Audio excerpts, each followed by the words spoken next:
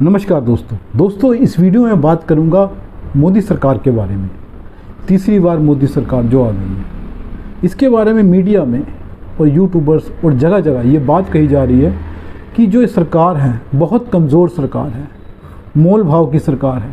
मतलब जो नीतीश कुमार हैं और चंद्रबाबू नायडू हैं, वो लगातार इस सरकार पे मोल भाव का दबाव डालते रहेंगे, मिनिस्ट्री मांगेंगे और भी तरह तरह की चीज़ें मांग सकते हैं। अपनी डिमांड्स ऐसी मांगेंगे जो बीजेपी के लिए, विशेषकर मोदी जी के बहुत मुश्किल होने वाला है। दोस्तों, उनका कहना है कि ये मोदी जी इस टेन्योर में बहुत मुश्किलों का सामना करने वाले हैं, क्योंकि मोदी जी पर लगातार अपने जो सहयोगी दल हैं उनका दबाव रहेगा और वो लगातार सरकार गिराने की धमकी देकर अपनी मनमर्जी इस सरकार पर चलाएंगे।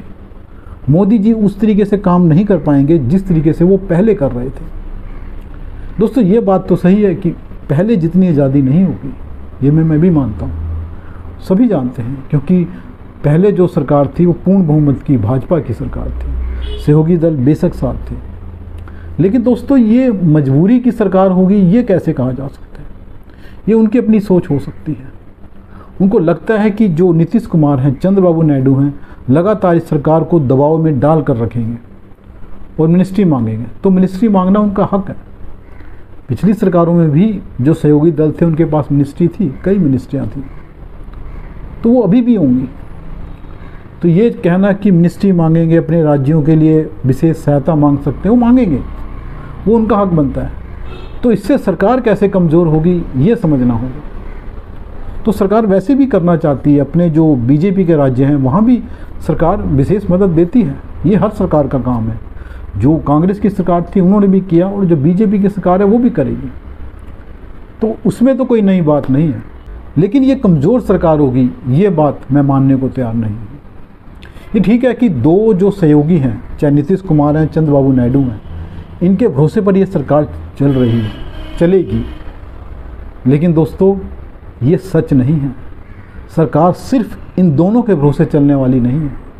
सरकार ने और भी अपने इंतज़ाम करने हैं, क्योंकि मोदी जी अपना काम करेंगे वो अपनी जगह है, लेकिन अमित शाह भी तो काम करेंगे। उनका क्या काम है सबको पता है। दोस्तों, ये सरकार अभी शपथ लेने से पहले, बहुमत साबित करने से पहले 293 से 303 तक पहुंच गई है।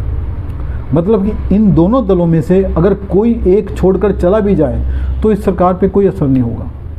और अब ये हालत हो गई है कि दोनों भी चले जाएं तो भी सरकार चलती रहेगी। लेकिन दूसरी बात दोस्तों है ये है कि ये दोनों जाएंगे क्यों? ये कहा जा रहा है चले जाएंगे इंडिया गठबंधन के पास। क्यों जाएंगे? सवाल ये पैदा होता है, क्या इंडिया गठबंधन इस हालत में है कि इनको वो बीजेपी से, मोदी जी से ज़्यादा कुछ दे सकता है? नहीं दे सकता।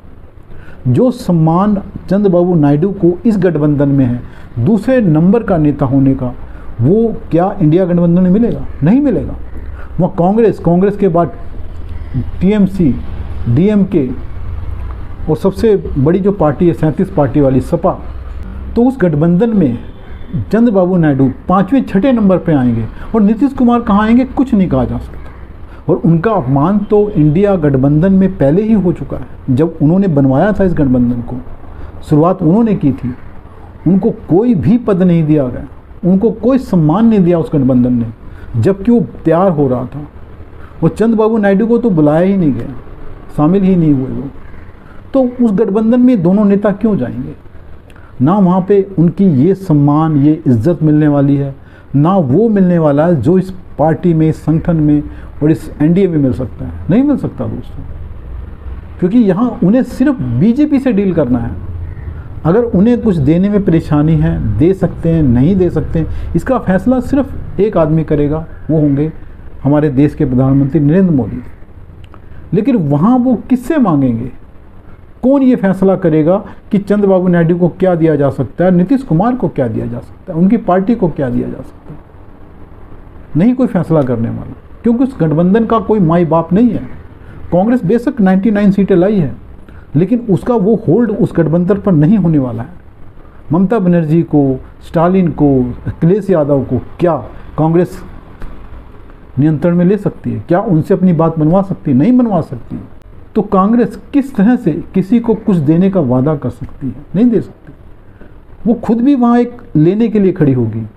इंडिया गठबंधन की सरकार अगर बन जाए, सब लोग वहाँ चले जाएं, तो वहाँ सब मांगने वाले होंगे, देने वाला कोई नहीं होगा, क्योंकि वहाँ किसी के पास अथॉरिटी है ही नहीं देने की। वहाँ जो जूतम पेजार होगी, जो लड़ाई झगड़े होंगे, वो इसका अंदाज़ा अभी नहीं लगाया जा सकता। ये बात नीतीश कुमार राजनीति के धुरंधर खिलाड़ी हैं, वो जानते हैं। वो जानते हैं कि इंडिया गठबंधन में उनके साथ क्या हाल हो सकता है। वो कभी नहीं जाएंगे। बेशक वो पलटू हैं, पलट जाते हैं बार बार, लेकिन वो यूं ही नहीं पलटते हैं। वो तब पलटते हैं जब उनको पता है कि यहाँ से बेहतर वहाँ मिल सकता है। अब उनको वहाँ कुछ मिलने वाला नहीं है, इसलिए वो नहीं पलटेंगे। दूसरी बात, वो बिहार के मुख्यमंत्री हैं, वहाँ वो बीजेपी के साथ मिलकर सरकार चला रहे हैं। अगर यहाँ कुछ होता है तो वहाँ पे भी असर होगा। और वो आरजेडी के साथ सरकार चलाकर देख चुके हैं कि उनकी क्या हालत होती है, उनको क्या सम्मान, क्या इज्जत दी जाती है। उनकी पार्टी को तोड़ने की कोशिश की है आरजेडी ने, जब वो मुख्यमंत्री थे उसके साथ। वो क्या भूल गए हैं? नहीं भूले हैं। और इसलिए इतनी आसानी से पलटना संभव नहीं होगा, बेशक पलटू हैं। और जहाँ तक चंद्रबाबू नायडू की बात है, तो दोस्तों वो 2 बार बीजेपी का साथ छोड़कर देख चुके हैं कि उनके साथ क्या होता है। वो किसी काम के नहीं रहते जब बीजेपी के साथ गठबंधन छोड़ देते हैं। जब वाजपेयी जी के टाइम हुआ, अब जब 2018 में मोदी जी की सरकार का साथ छोड़ा था उन्होंने, वो मिट्टी मिल में मिल गए थे। ना उनको कोई राज्य में पूछ रहा था, आंध्र प्रदेश में, ना उनको केंद्र में कोई पूछ रहा था, ना उनके पास कहीं ताकत नहीं बची थी। आज वो दोनों जगह ताकतवर हैं, केंद्र में भी और राज्य में भी। क्या ऐसी मूर्खता कोई ऐसा नेता कर सकता है जो इतने दिनों से राजनीति में है, और ख़ास तौर पर तब जब उसकी राजनीति का अस्त होने वाला है, जब वो अपने बेटे के लिए एक राजनीतिक मैदान तैयार कर रहे हैं। वो ऐसे मैदान में नहीं जाना चाहेंगे जहाँ पर पता नहीं है कि आगे क्या होने वाला है। वो जानते हैं कि बीजेपी आज भी मजबूत है, आज से 10 साल बाद, 20 साल बाद, 30 साल बाद भी मजबूत होगी। वो इंडिया गठबंधन में क्या होने वाला है किसी को नहीं पता। कांग्रेस किस हालत में जाने वाली किसी को नहीं पता। वो चाहेंगे कि उनके बेटे के लिए एक ऐसे राजनीतिक दल का साथ रहे जो लंबे समय तक उनका साथ निभा सके। तो मुझे कहीं नहीं लगता कि ना दोनों में से कोई भी जाने वाला है। और जहाँ तक बात है कि अगर दोनों ही चले जाएं, ठीक है चले गए, तो भी आज की जो एनडीए की सीटों की संख्या है 303, वो तब भी सरकार चलेगी 75 के साथ। 72 चाहिए, 75 के साथ चलेगी। और इसकी क्या गारंटी है कि वो दोनों चले गए तो तीसरा कोई नहीं आएगा? ममता बनर्जी आ सकती हैं दोस्तों, राजनीति में कुछ भी हो सकता है। वो साथ आ सकती हैं, उनके अकेले के आने से सरकार बहुत मजबूत हो जाएगी। स्टालिन आ सकते हैं, उनके आने से सरकार मजबूत हो जाएगी। वो भी तो बाहर मौका देख रहे हैं कि ये दोनों जाएं तो हम अंदर आएँ, क्योंकि उनको भी चाहिए केंद्र की राजनीति में हिस्सा। विशेष तौर पर दोस्तों स्टालिन जो हैं वो आज इस मौके का इंतज़ार कर रहे हैं कि किसी तरह से वो भी एनडीए का पार्ट बन जाए। वो इन दोनों के रहते आएंगे ये ज़रा मुश्किल लगता है, और बीजेपी नहीं चाहेगी कि तीसरा आए, लेकिन बीजेपी अंदर खाने उनसे दोस्ती की कोशिश करेगी। ये राजनीति का तकाजा है। बीजेपी उनको इसलिए तैयार रखेगी कि वक्त आने पर वो उनका साथ दे सकें।